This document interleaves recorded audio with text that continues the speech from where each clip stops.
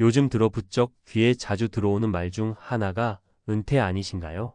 사회에서는 은퇴라는 말을 온갖 멋진 수식어로 포장하곤 합니다. 여유로운 노후 생활을 누려라, 작은 행복을 찾아 떠나라 같은 로망을 심어주죠. 그런데 막상 우리가 몸담았던 일터를 떠나고 통장에 월급이 들어오지 않는 순간 그동안 쌓아왔던 안정감이 눈 깜짝할 새에 사라지는 걸 실감하게 됩니다. 오늘은 59세에 퇴직하면서 내 인생도 여기서 멈춰버린 건가? 하는 극단적인 좌절에 빠졌던 한 사람의 이야기로 시작해 보겠습니다. 그리고 비슷한 처지에 놓인 분들의 사례를 통해 은퇴 준비가 왜 중요한지, 또 은퇴 후의 삶은 어떻게 꾸려나가야 하는지 구어체로 풀어보겠습니다. 1. 내가 이렇게까지 무력해질 줄은 몰랐어요. 한창 회사에서 일할 때는 그래도 이만하면 괜찮은 직장 생활을 하고 있어 라는 생각이 컸습니다. 매달 꼬박꼬박 들어오는 월급, 성과급이나 보너스까지 붙으면 가끔 가족들이랑 좋은 식당도 가고 친구들이나 지인들 만나면 만만치 않은 비용도 거리낌 없이 쓸 수 있었죠. 그런데 59세에 퇴직하는 순간 그게 모두 달라지더라고요. 처음에는 이제 좀 쉬면서 내 시간 가져야지, 내가 하고 싶었던 것도 해볼까? 하며 의욕이 넘쳤습니다. 그런데 단 한 달이 지나니 느닷없는 불안감이 들기 시작했어요. 왜냐하면 월급이라는 고정 수입 없이 지출만 지속적으로 나가고 있으니까요. 우리 누구나 예적금이 있고 퇴직금도 받아놓지만 지금까지 익숙해진 고정된 수입과는 차원이 달랐습니다. 통장 잔고는 자꾸 줄어드는데 뚜렷한 대책이 보이지 않는 순간 퇴직 전에 자존감이며 계획들이 와르르 무너지는 기분이 들었죠. 은퇴가 찾아오면 몸은 이젠 쉬자라고 편해져야 하는데 마음은 급기야 어떡하지? 내일부터 뭐 먹고 살지? 라는 현실적인 고민에 시달리게 됩니다. 특히 50대 후반, 즉 60세 언저리에서 퇴직하면 재취업하는 것도 쉽지 않잖아요. 인생에서 꽤 많은 시간을 일로 보냈는데 막상 회사 밖으로 나오니 내가 할 줄 아는 게 하나도 없는 무력한 존재처럼 느껴지기도 하고요. 근데 이 상태로 몇 달만 지나면 그 무력감이 점점 심해집니다. 내가 이럴 줄은 몰랐다. 이제 와서 뭘 해야 하지? 라고 계속 자책하게 되고 우울감이 깊어지면서 조금씩 주변 사람과도 멀어지게 돼요. 딱 저처럼요. 이 사례 1. 남들은 세컨드 라이프 멋지게 산다는데 나는 뭐지? 먼저 제 친구 종호 가명 얘기를 해드릴게요. 종호는 58세 때 명예퇴직을 한 케이스입니다. 그래도 다니던 대기업에서 나름 관리직이었고 퇴직금도 제법 받았다고 생각했어요. 더불어 은퇴 후에는 세컨드 라이프를 즐긴다면서 카페 창업을 꿈꾸고 있었죠. 그런데 막상 정년보다 조금 일찍 회사를 나온 뒤에 카페 창업을 시도해 보려니 생각보다 준비할 것이 엄청나더랍니다. 임대료, 인테리어 비용, 장비 구입, 재료비, 인건비 등등. 시중 금리도 낮아지니 굴려놓은 자금에서 나오는 이자, 수입도 생각보다 적었어요. 그래서 카페를 차리려면 결국 목돈이 크게 필요했고 만약 장사가 잘 안 되면 그마저도 통째로 날릴 수 있다는 불안감이 생겼대요. 그렇다고 새로운 회사를 구하기엔 나이가 발목을 잡았습니다. 중소기업 몇 군데 면접을 보긴 했는데 예전 연봉 수준은커녕 절반 이하를 제시하는 경우가 대부분이었다네요. 게다가 채용문도 굉장히 좁았고요. 그러다 보니 난 2030년간 열심히 일했는데 밖에서는 아무도 날 찾지 않는구나라는 좌절감이 크게 와서 한동안 술만 마시며 지냈답니다. 그러다 마음을 고쳐먹고 지역 상가 건물을 작은 돈으로 구입해 임대 사업을 시작했는데 생각처럼 잘 되질 않았어요. 공실도 많이 나고 관리비 같은 자잘한 지출이 눈덩이처럼 커지니까 남는 게 없더라고요. 결국 처음에 상상했던 세컨드 라이프는커녕 계속되는 스트레스에 시달리면서 내가 괜히 명예퇴직을 서둘렀나? 그때 조금 더 버틸 걸 이런 후회만 드는 상황에 빠져버렸습니다. 종호가 가장 크게 좌절했던 건 자기가 세운 은퇴 후 계획이 실제 현실과 너무 달랐다는 거예요. 남들 얘기 들을 땐 전부 멋지게 제2의 인생을 살고 있다는 것 같고 유튜브나 SNS에도 은퇴 후 이렇게 성공했다는 사례만 주르륵 올라오니까 자기는 왜 안 될까 더 좌절한 거죠. 사실 그런 성공담도 특정 케이스에 불과하고 실제론 준비도 많고 시행착오도 각오해야 하는데 급하게 마음만 앞서서 뛰어들었다가 여러모로 타격을 입은 겁니다. 3. 사례 2 모아놓은 게 있어서 든든할 줄 알았는데. 두 번째 사례로는 제 선배인 선영 가명 누나 얘기를 들려드릴게요. 이분은 꽤 꼼꼼하게 재테크를 하시던 분이었어요. 가계부도 성실하게 기록하고 젊었을 때부터 적금이며 보험이며 꼼꼼하게 가입해둔 분이었죠. 그래서 정년퇴직 60세이 다가와도 그래도 좀 모아놓은 것도 있고 집도 있으니 내가 대책 없진 않지라고 늘 안심하고 있던 편이었습니다. 하지만 은퇴 후에 막상 살아보니 이 정도 자산이면 여유롭겠지라고 생각했던 것과 다르게 생각보다 돈이 빨리 달아나는 겁니다. 특히 요즘 물가가 얼마나 올랐습니까? 가령 병원비나 약값도 예전보다 훨씬 비싸졌고 가족이 아프거나 긴급하게 돈이 들어가야 할 상황이 한두 번이 아니더라고요. 은퇴 후에는 아무래도 젊을 때보다 건강 문제가 확 늘어날 수밖에 없잖아요.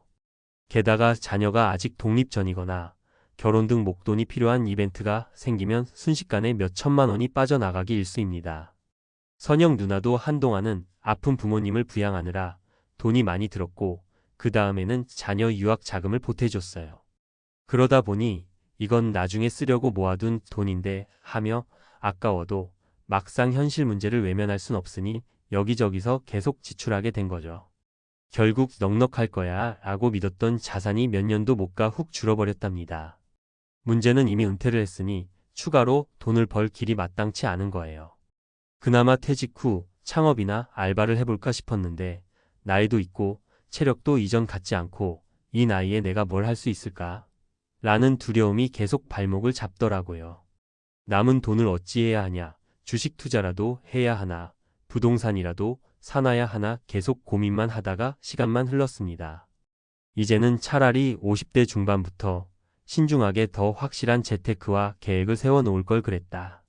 눈앞에 닥치니 내가 생각만큼 준비가 안 돼 있었구나 하고 후회하더군요. 4.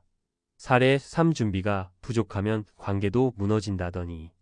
마지막으로 소개해드릴 분은 제 이웃에 사시는 박씨 가명 이야기입니다. 이분은 퇴직할 당시에도 그래도 가족들과 행복하게 잘 지내면 되지. 돈이 좀 부족하면 소박하게 살면 되잖아? 라고 생각했던 분이에요. 실제로도 우리 부부가 한 200만 원, 250만 원 선에서 알뜰하게 쓰면 되겠지 하고 호기롭게 시작하셨죠. 그런데 퇴직 직후 어느 날부터인가 부부싸움이 잦아졌대요. 생각해보면 이분은 오랫동안 회사 다니시느라 집에 있는 시간이 짧았거든요. 퇴직 후에는 하루 종일 같이 있다 보니 서로가 생활 패턴이 너무 달라 충돌이 일어난 거죠.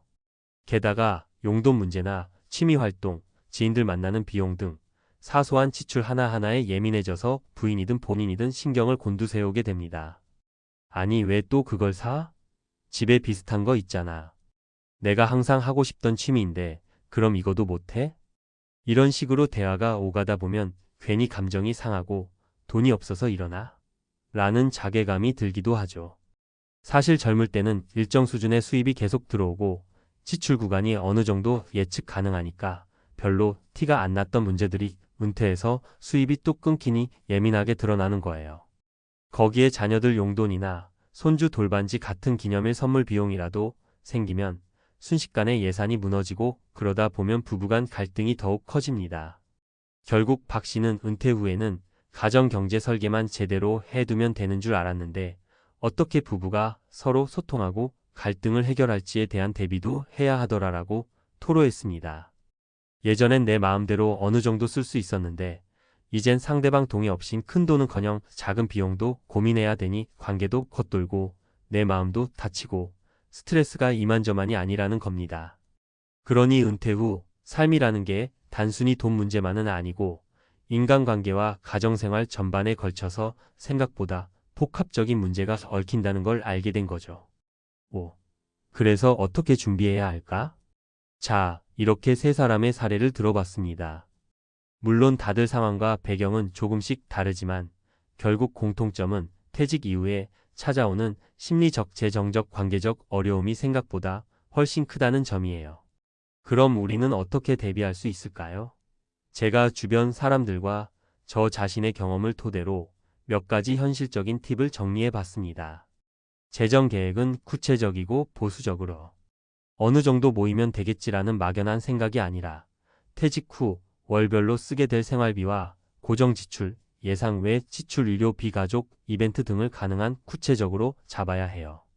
그리고 수입이 없을 때 가정해 볼 수 있는 최악의 시나리오까지 염두에 두고 아주 보수적으로 자산 배분을 해야 하죠. 새로운 1억은 소일거리라도 미리미리 찾아놓기. 무조건 대박 창업을 하겠다는 욕심보다는 작은 일부터 천천히 시도해 보는 게 안전합니다. 예컨대 퇴직 전에 업무 역량을 활용한 자격증을 따두거나 재취업 지원센터나 다양한 채널을 통해 일자리를 모색해 보는 거예요.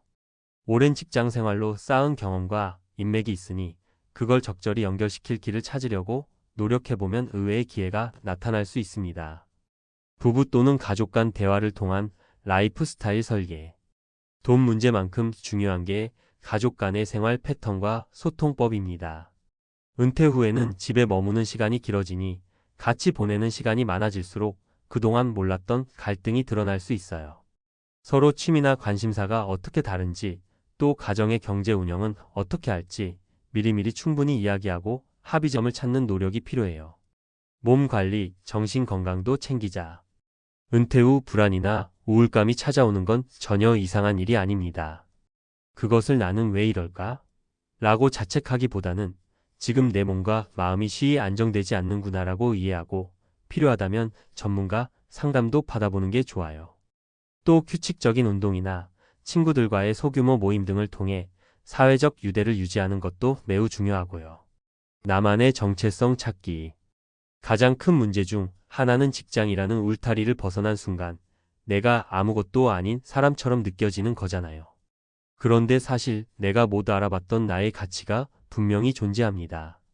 일단 스스로에게 내가 잘하는 건 뭘까? 내가 좋아하는 건 뭘까? 를 질문해 보는 것부터 시작해 보세요. 직장인이 아니라도 내가 할 수 있고 세상에 보탬이 될 수 있는 활동들은 많습니다. 봉사활동, 동호회 참여, 지역 사회 프로그램 등 다양한 길을 탐색하며 내 정체성을 확장해 보는 거죠. 6. 퇴직의 순간이 모든 걸 끝내는 건 아니에요. 위 사례들을 보면 저도 그렇고 주변에도 은퇴로 인해 큰 충격을 받으신 분들이 참 많습니다. 통장에 돈이 끊기는 순간 나도 이제 끝인가? 라고 자괴감에 빠지는 건 어찌 보면 인지상정이죠. 30년 혹은 40년 가까이 유지되던 삶의 패턴이 한순간에 바뀌니까요. 하지만 이걸 너무 비관적으로만 볼 필요는 없다고 생각합니다. 물론 냉정하게 따지면 우리는 재취업 시장에서 경쟁력이 예전만 못하고 경제적 어려움에 부딪힐 수 있고 인간관계에서도 갈등이 생길 수 있습니다. 그러나 이를 계기로 내가 이전에는 생각도 못했던 삶의 방식, 새로운 취미나 일, 그리고 다른 형태의 인간관계를 시도해 볼 좋은 기회가 될 수도 있거든요. 은퇴는 어쩌면 내 삶을 다시 설계해 볼 수 있는 두 번째 기회처럼 작용할 수 있어요. 다만 그걸 긍정적으로 살려내려면 실질적인 준비와 마음가짐이 꼭 필요합니다. 앞서 말한 재정관리, 부부간 대화, 그리고 새로운 일거리나 활동을 찾는 과정 등에 충분한 시간과 노력을 들이면 은퇴 후에도 분명 만족스러운 삶을 살 수 있는 가능성이 열리는 거죠. 7. 매진 말 그래도 늦었다고 생각할 때가 가장 빠를 때다. 혹시 지금 이 글을 읽으시면서 내가 너무 늦은 건 아닐까? 하시는 분이 계실 수도 있어요. 하지만 준비 없이 퇴직을 맞았다 하더라도 지금부터라도 작은 한 걸음씩 떼면 달라질 수 있습니다. 이미 은퇴하신 분이라면 당장 할 수 있는 일부터 찾아보세요. 인터넷 강의나 문화센터 등에서 새로운 기술을 배울 수도 있고 지역 사회봉사나 동아리에 참여하면서 사람들과 교류할 수도 있죠. 그리고 아직 은퇴 전이라면 시간이 조금이라도 남아있을 때 퇴직 후의 재정과 라이프 스타일을 현실적으로 시뮬레이션 해보는 게 좋습니다. 그리고 혹시 회사를 오래 다녔다면 회사 내외부에서 받을 수 있는 은퇴 지원 프로그램이나 교육, 상담 기회가 있는지 꼭 확인해 보세요. 막상 찾아보면 제법 쓸만한 프로그램들이 존재하기도 하거든요. 퇴직을 한다고 우리의 삶이 당장 끝나버리는 건 아닙니다. 다만 우리가 그동안 당연히 누리던 월급과 직장인 신분이 없어지는 순간 그 공백을 어떻게 채울 것인지 상당한 고민과 실행이 필요할 뿐이죠. 그렇지 않으면 한 달, 두 달이 지나며 급격한 무기력과 불안, 그리고 관계의 파탄까지 경험할 수 있다는 게 지금껏 많은 은퇴자들이 호소해온 바입니다. 부디 오늘 이야기가 은퇴를 앞두신 분들이나 이미 은퇴 후 혼란스러운 시기를 겪고 계신 분들에게 조금이나마 도움이 되었으면 좋겠어요. 통장에 돈 끊기자 인생도 멈췄다.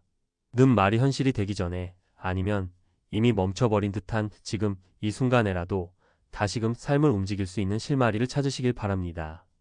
늦었다고 생각하는 순간이 가장 빠를 때라고 하잖아요. 한 번의 선택, 한 번의 시도로 인생이 확 달라질 수도 있으니까요. 말이 쉽다고요? 네, 저도 압니다. 말처럼 쉽게 안 되는 일이 많아요. 그렇지만 아무것도 하지 않고 주저앉아 있기엔 인생이 너무 아깝잖아요. 은퇴는 분명 그 자체로 큰 사건이지만 그만큼 내 삶에 대해 다시 한번 진지하게 생각해 볼 계기가 되기도 합니다. 자, 이제 여러분 차례입니다. 준비된 은퇴는 내 삶의 또 다른 시작이라는 마음으로 당장 오늘부터 작은 액션 하나씩 실행해 보세요.